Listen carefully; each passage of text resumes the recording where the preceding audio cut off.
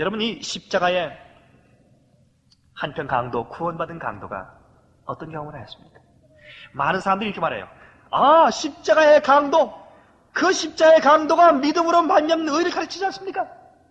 그렇게 말을 하면서, 아, 그 사람은 그렇게 쉽게 단번에 순간적으로 구원받았는데, 아, 우리도 그렇게 하면 되지 뭐. 그게 뭐 믿음을 말미암는 의지, 그렇게 많이 이야기합니다. 뭘 자꾸 어렵게 뭘 자꾸 지키려고 하느냐? 그저 믿으면 되지. 십자가의 강도도 그저 믿었는데 이렇게 말을 합니다. 여러분들이시여, 그렇지 않습니다. 입장이. 여러분이 십자가의 강도는 어떤 경험을 했는가? 제가 잠깐 말씀드리겠습니다. 이 강도는 이스라엘의 아들로 태어났습니다. 이스라엘의 아들로 태어나서는 어릴 때부터 계속 회당을 다니면서 계속 외우면서 가르침을 받아야 한 것 가운데 하나가, 그들이 성경을 많이 외웠는데 그들이 외우는 그 성경장 가운데 하나가 이사야 53장이었습니다. 메시아의 고난장, 메시아의 죽으심, 그것을 암송케 했습니다. 나중에는 랍비들이 그것이 예수에게 적용되는 줄 알고 그것을 읽지 못하게 저주하고 그 성경을 읽지 못하고 외우지 못하게 했습니다마는, 그러나 많은 이스라엘 아들들이 그것을 태어나면서부터 어릴 때부터 어머니의 무릎에서 그걸 들으면서 암송하고 지냈던 것입니다. 그런데 이 청년이 계속 자라면서 나쁜 친구를 사귀었습니다. 여러분, 처음부터 타락한 사람이 누가 있겠습니까? 나중에 좋지 않은 친구를 사귀어서 그가 타락하게 됩니다. 타락하고 나서 그가 마음 가운데 계속해서 그래도 의를 사모하고 용서를 사모하는 마음이 그의 마음 가운데 있었다고 했습니다. 계속 살면서 그가 좋지 않은 그런 입장에 빠져서 타락하긴 했지만, 그러나 그의 마음 가운데 계속 어머니의 가르침이 그의 마음 가운데 남아 있었습니다. 그런데 그가 무엇을 봅니까? 나중에 어떻게 해요? 정말 용서받을 수 없는 그런 강도질을 한 다음에 끌려갔습니다. 끌려가서 본보기로 십자가형을 받는데, 그가 끌려가서 가만히 봅니다. 거기에 예수라고 하는 한 젊은 사람이 끌려와 있습니다.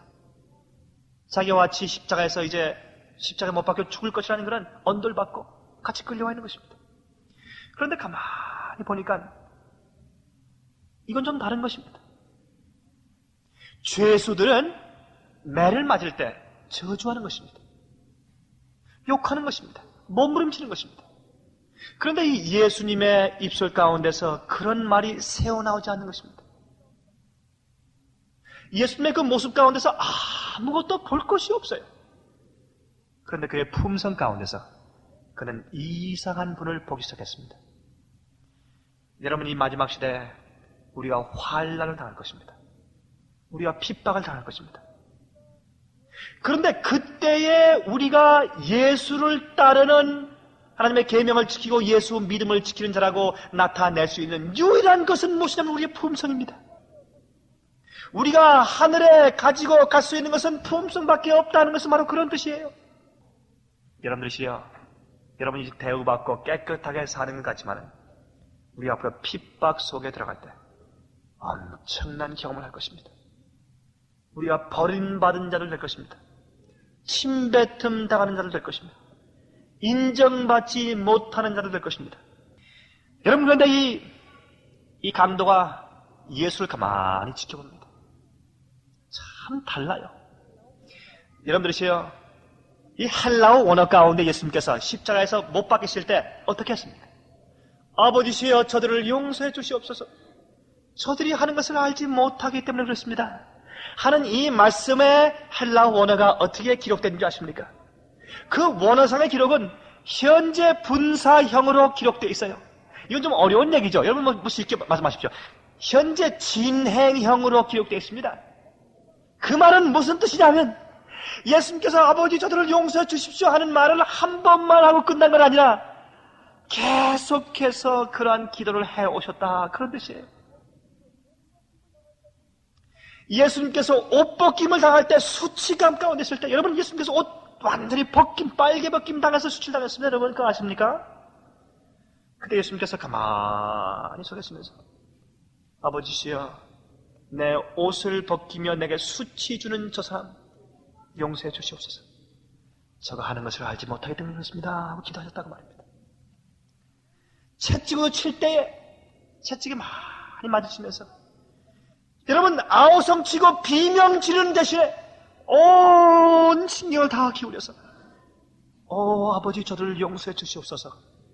저가 하는 것을 알지 못하기 때문에 그렇습니다. 그렇게 기도했다고 말입니다. 가시관 씌울 때 예수님께서 그렇게 기도했다고 말입니다. 여러분 그 유대 지방에 있었던 가시는 기입니다. 아마 제가 상상하는 것은 그 가시관을 만들었을 때 가시관 만든 그 군병들은 손을 많이 찔렸을 것입니다. 많이 찢어졌을 것입니다. 그것을 깊이 눌러 씌울 때 예수께서 소리 지르지 않으시고 속에서 불타오르는 용서의 정신으로, 아버지 저를 용서해 주시옵소서. 저가 하는 것을 알지 못하기 때문에 그렇습니다 하고 기도했다고 말입니다. 그것을 이 강도가 가만히 지켜보았습니다. 야, 참 이상하다. 피 흐르는 예수, 벌거벗은 예수, 수치당하는 예수, 그 예수를 보면서 이 강도는 저분은 하나님이다, 나는 확신이 마음 가운데 올라오기 시작했다고 말입니다. 이것이 초림하신 예수입니다, 여러분. 우린 그런 예수를 따르는 그리스도인들입니다. 그리스도라는 뜻은 그리스도와 같은 사람들이라고 말이에요.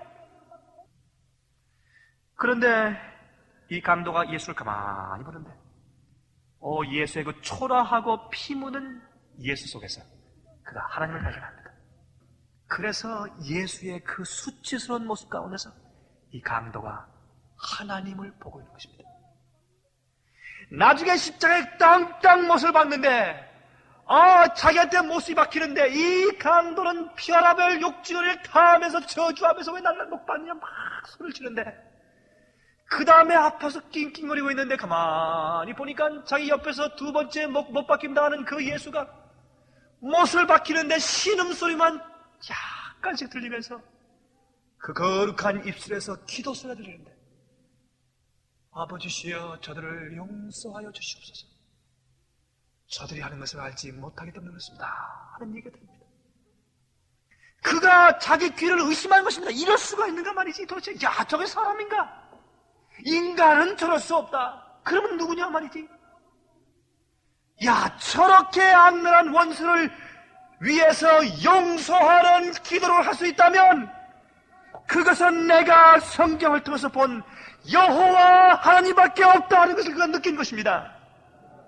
그래서 저분이 약속된 메시아인가 하는 소망이 그의 마음 가운데 살아서 움직이게 된 것이, 그 다음에 나중에 십자가에 못 박혀 서 있을 때